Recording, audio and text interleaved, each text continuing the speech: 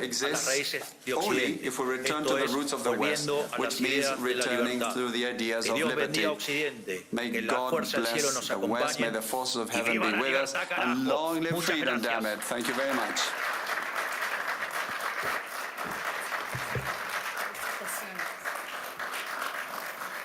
filosófico. Y cumplí con el tiempo. ¿Por dónde estaban las reglas?